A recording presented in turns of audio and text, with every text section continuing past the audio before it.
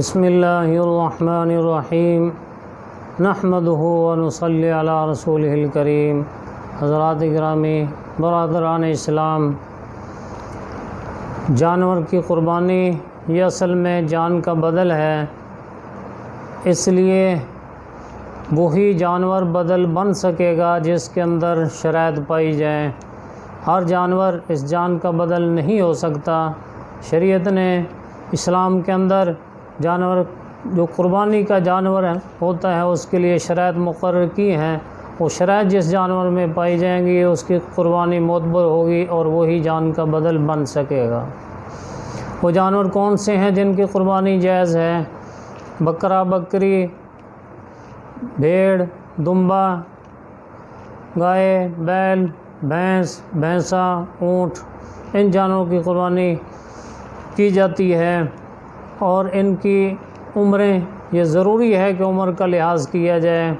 بکری ہے، بکرا ہے تو 1 سال کا ہونا ضروری ہے۔ سال مکمل ہوگا تو اس کی قربانی جائز ہوگی۔ اگر سال سے 1 دن بھی کم ہو تو اس کی قربانی جائز نہیں ہوتی۔ اگر کوئی بکری نے بچہ دیا ہے 10 ذو الحج کو تو اس کی قربانی آئندہ سال 11 ذو الحج کو کی جا سکتی ہے۔ تو بکری ہے، بکرا ہے، 1 سال کا ہونا ضروری ہے۔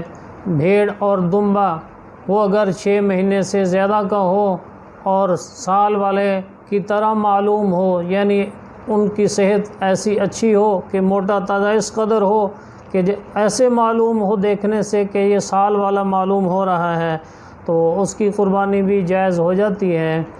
اور گائے ہے، بیل ہے، بھینسا ہے، ان کی عمر 2 سال کا ہونا ضروری ہے۔ 2 سال مکمل ہوں گے تو پھر ان کی قربانی جائز ہوگی۔ اور اونٹ کے اندر عمر جو 5 سال شرط ہے، 5 سال سے کم عمر کا اونٹ ہو، اونٹنی ہو تو اس کی قربانی جائز نہیں ہوتی۔ عمر کے لحاظ سے یہ شرائط ہیں، اور اس کے علاوہ اس جانور کے اندر اور بھی شرائط ہیں جن کا لحاظ کرنا ضروری ہے۔ اگر کسی جانور کے کان پیدائشی طور پر نہ ہو تو اس کی قربانی جائز نہیں ہوتی، اور اگر کان ہیں، دونوں کان ہیں لیکن عام جانوروں کے کانوں سے چھوٹے ہیں تو اس کی قربانی جائز ہوتی ہے۔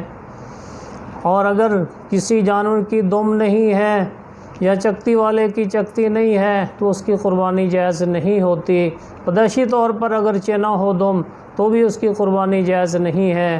اور جس جانور کی دم یا کان تہائی سے زیادہ کٹ گیا ہو تو اس کی قربانی بھی جائز نہیں ہوتی۔ اور اگر کوئی جانور اس قدر لنگڑا ہے کہ 1 پاؤں کے اوپر وزن ہی نہیں دیتا، وزن دے کر نہیں چلتا، تو اس کی قربانی جائز نہیں ہوتی۔ کسی جانور کی 1 آنکھ ہے، 1 آنکھ ضائع ہو گئی ہے تو اس کی قربانی جائز نہیں ہوتی۔ تو ضروری ہے کہ ان چیزوں کا لحاظ کیا جائے۔ بکری کی زبان اگر کٹ گئی ہو تو اس کی قربانی جائز ہے، اور گائے ہیں، بھینس ہے، ان کی زبان اگر تہائی سے زیادہ کٹ گئی ہے تو ان کی قربانی جائز نہیں ہوتی۔ دونوں میں فرق ہے۔ بکری دانتوں کے ذریعہ چارہ لیتی ہے اور یہ زبان کے ذریعہ چارے کو اپنے منہ کے اندر لے جاتے ہیں، تو یہاں یہ عیب شمار ہو رہا ہے، بکری میں عیب شمار نہیں ہو رہا، تو دونوں میں فرق ہے۔ بعض جانور مذکر ایسے ہوتے ہیں، بکرا ہے یا بیل ہے، اس کا پیدائشی طور پر ایک خصیہ ہوتا ہے، تو جس کا ایک خصیہ ہو تو اس کی قربانی جائز ہو جاتی ہے۔ فتاوی محمودیہ میں یہ مسئلہ لکھا ہوا ہے۔ یہ مسئلہ کافی ہر سال پیش آتا ہے، لوگ پوچھتے رہتے ہیں، اس لیے اس کا حوالہ بھی یاد رکھا جائے کہ فتاوی محمودیہ میں ایسے جانور کی قربانی کو جائز لکھا ہے۔ وہاں فوطہ کا لفظ ہے، حاشیے میں اس کی تشریح موجود ہے کہ اس سے مراد خصیہ ہے۔ تو ان عیوب کا لحاظ کرنا ضروری ہے۔ اگر کوئی جانور اس کا کان تہائی سے زائد کٹ گیا ہے تو اس کی قربانی جائز نہیں، اور اگر تہائی سے کم کٹا ہوا ہے تو اس کی قربانی جائز ہے۔ اسی طرح تہائی سے کم دم کٹ گئی ہے تو اس کی قربانی جائز ہے۔ دم کے اندر بالوں کا اعتبار نہیں ہوگا، بلکہ جہاں تک گوشت ہوتا ہے دم کے اندر اس کو شمار کیا جائے گا۔ تہائی کے اندر بھی اور تہائی سے زیادہ بھی اس کا لحاظ کیا جائے گا۔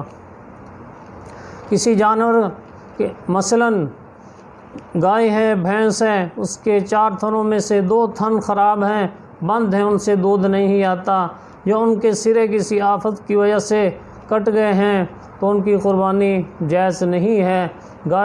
بکری کے اندر اگر 1 تھن ہی خراب ہو گیا تو اس کی قربانی جائز نہیں ہوتی۔ گائے اور بھینس کا 1 تھن خراب ہے، 3 تھن درست ہیں تو اس کی قربانی جائز ہے۔ تو تھنوں کے اندر اس کا لحاظ کیا جائے گا۔ تو جن عیوب کو شریعت نے گوارا کیا ہے، جہاں کہا ہے کہ یہ عیب گوارا ہے، اس کی قربانی جائز ہے، یہ کراہت تنزیہی کے ساتھ جائز ہوتی ہے۔ مستحب یہ ہے کہ کسی طرح کا بھی جانور کے اندر عیب نہ ہو، ہر اعتبار سے جانور صحیح سالم ہو، قربانی کا مستحب یہ ہوتا ہے، افضل یہ ہے، اولیٰ یہ ہے۔ اسی لیے آدمی کوشش کرے کہ جانور ایسا ہو کہ جو بالکل صحیح سالم ہو، اس کی قربانی کرے۔ اللہ تعالی ہم سب کو عمل کی توفیق عطا فرمائے۔